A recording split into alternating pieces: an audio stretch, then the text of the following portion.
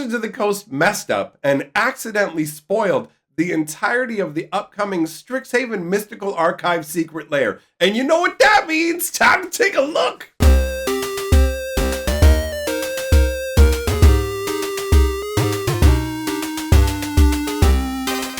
Greetings, owners of fine luxury cardboard rectangles. My friends, I hope the day finds you well. We are here to take a look at all 6 of the cards that have apparently been spoiled for the upcoming Strixhaven Associated Secret Lair. These will be Mystic Archive cards. Now, they were spoiled through the MTGO client, so they were an early release that way, and as a result, we have somewhat grainy digital images. Let's just take a look at the first one here.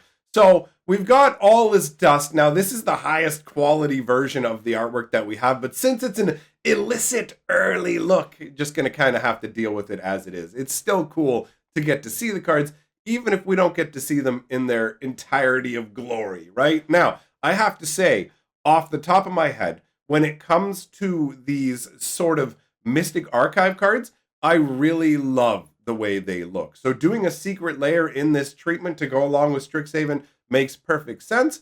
I expect that this secret lair will be announced within the next couple of weeks at most, so we'll get a better look at the artwork then. But for now, let's take a look at the different cards that are part of this secret lair, because it definitely is interesting the range of choices that they've given us. Starting out with All Is Dust.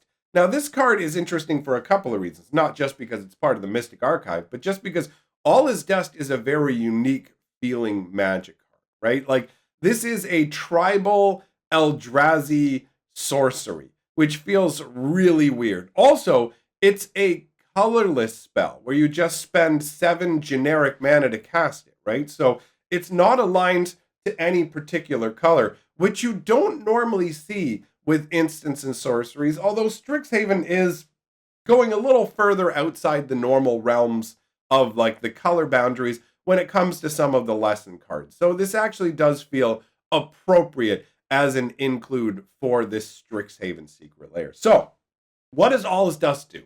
Well, for 7 mana, each player sacrifices all permanents they control that are 1 or more colors. So essentially, only colorless permanents will remain. And instead of destroying the permanents, it causes them to be sacrificed, which makes it way, way harder to protect your permanents from this, right? Like indestructibility is not going to do anything. So the idea behind this card, shown from the artwork, you can see this is Emrakul wielding what I assume is a gigantic flashlight. No, obviously, this is some powerful magic emanating from Emrakul that's wiping out everything that isn't specifically already like Eldrazi aligned. That's supposed to be the concept behind it. So it is cool that there are certain like planeswalkers and things like that who would be immune to this. Like Ugin, for example, would remain untouched by this, looking around going, what happened to all the other planeswalkers and everything else, right? So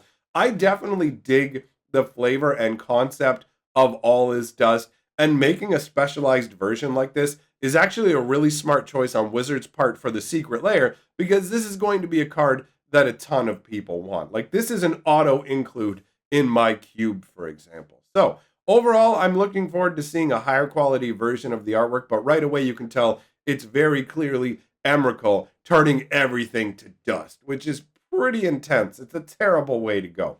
Let's take a look at the next card, which is Artifact Mutation. So this is 1 red and 1 green for an instant.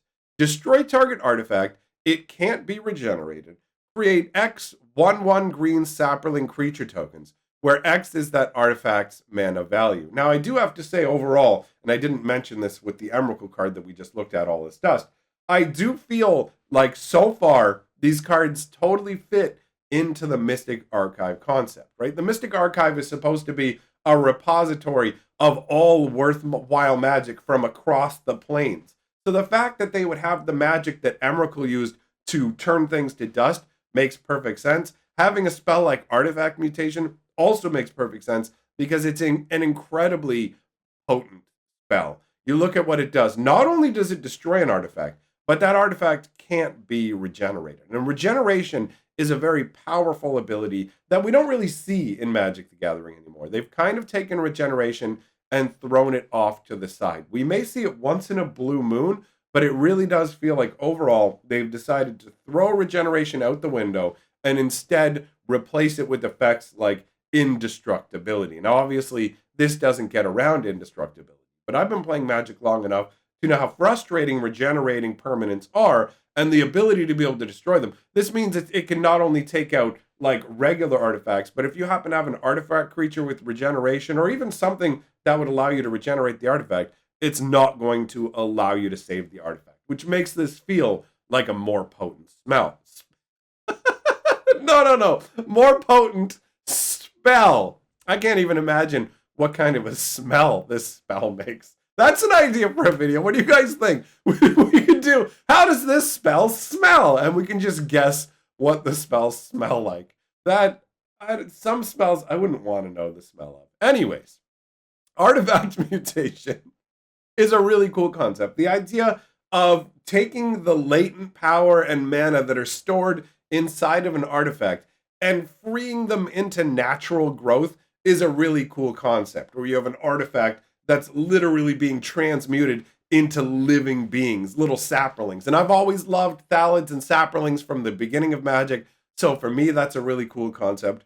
I would love to see this artwork in better resolution. It looks to me like this is some powerful artifact that is being pulled apart, like basically, I don't know, some kind of powerful gem set in a matrix. You can see the waves of energy that are flowing out. Oh, wait a minute. Are those trees growing off of it? Is that what's going on? I can't tell if it's like lightning magic arcing out around the gem or if that's supposed to look like trees that are blooming off of it, like it's feeding on the magical energy and creating life. That's pretty cool. And in the middle, you have what could be cracks in the magical artifact with its energy leaching out, or supposed tiny little shadowy figures. I'm not 100%. You know what I mean? They've got their arms outstretched, so it could be either. And what looks like mushrooms underneath. So it definitely has the feeling of an artifact coming undone.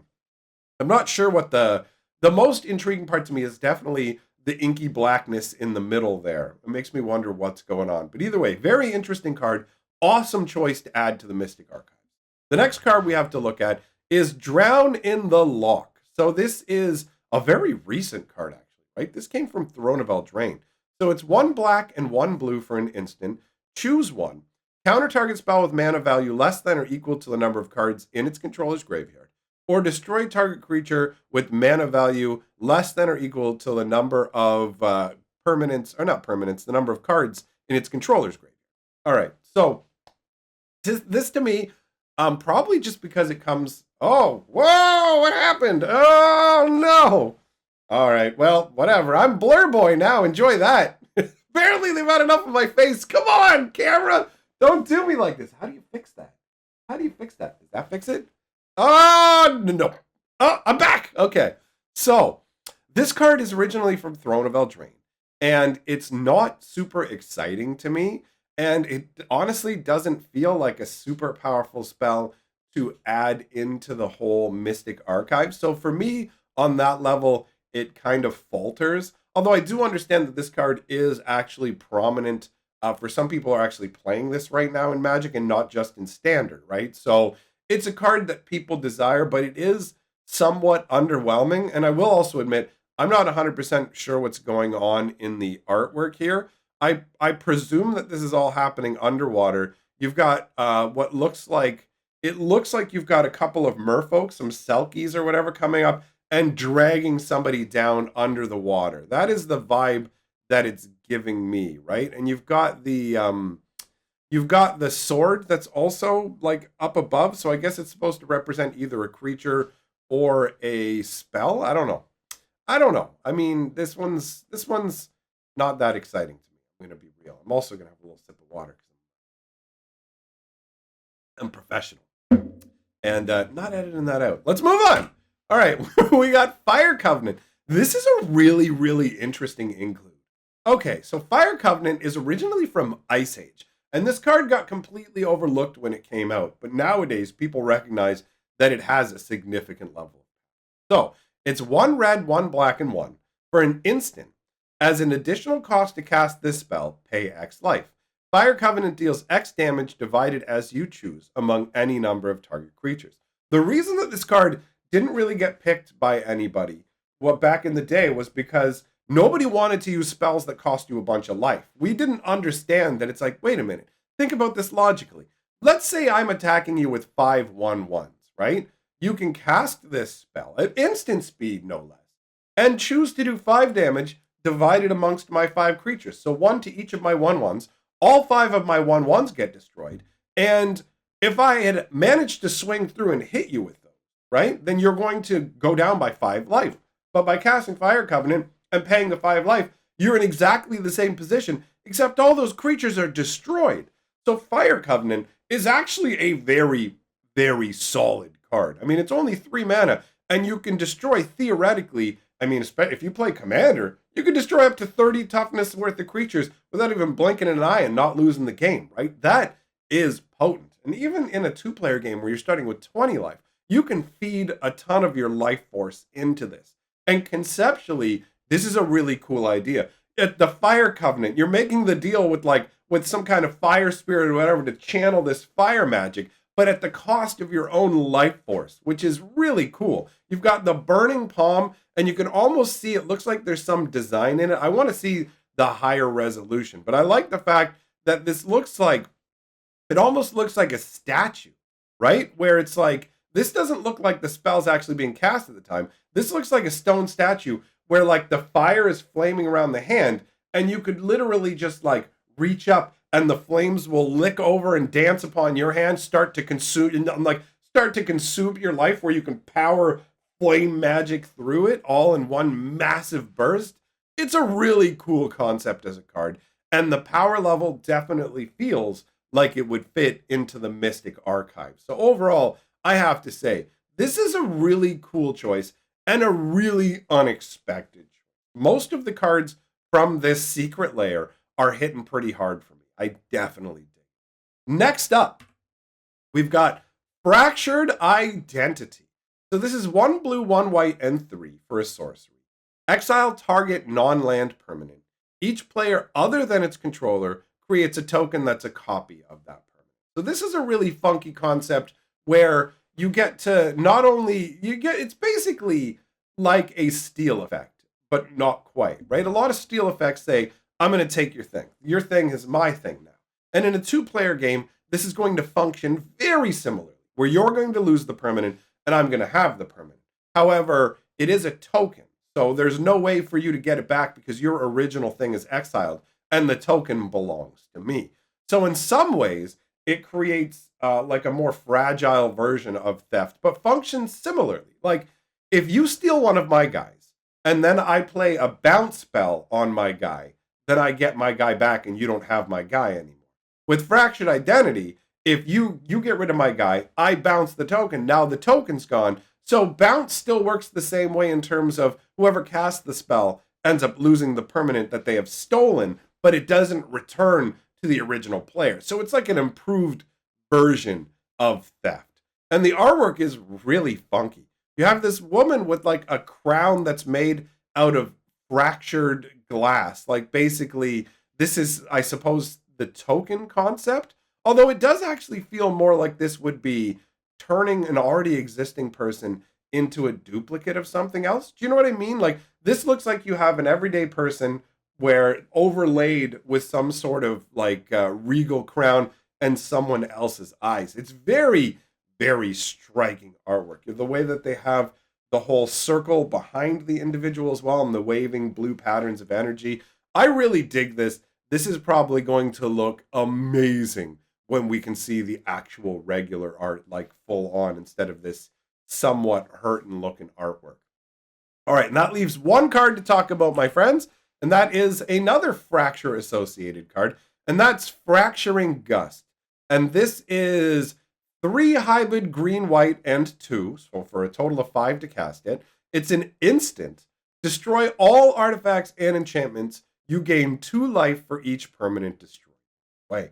So this is a massive global board wipe that's going to get rid of all artifacts, all enchantments, and give you a big life boost. Now, obviously, when it comes to things like Commander, this card is the hotness, right? Because it's just, boom, you hit everybody. But even in a two-player game, right? Like, I mean, this makes for a great sideboard style card or whatever. The artwork is really, really neat, right? You have this fairy tale kingdom, right? The sun is shining down on it. It's this mystical place, but oh no, what's going on? There's a gust of wind flowing around it. And as the gust comes around, you can see what looks like the tiny little dandelion spores. Are they called spores? I don't know. You guys know, you got your dandelions. They start as the little yellow flowers, and then they turn into the puffballs. We called them wishes. I don't know about you guys, but running through a field of those and just sending them flying is something I still enjoy as an old man. So you have these little wisps of plant life that are flowing along on the breeze, but they're literally destroying this fairy tale enchanted kingdom, right? And that is an amazing concept. The idea of like a nature mage, like nature and order mage who's just had enough, and they just, boom, they send the magic barreling in, and it wipes out an entire kingdom. It scours all of the walls down to nothingness.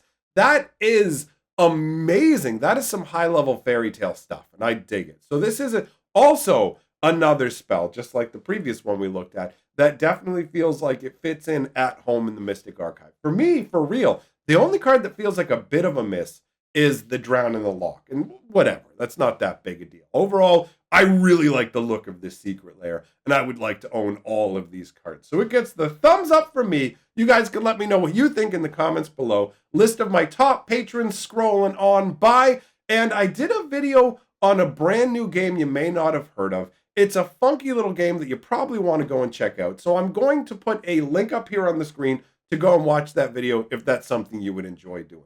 Thanks for coming by. I will see you all. I'll see you, Al. See you, Al. See you, Al later. Whatever. I'm done.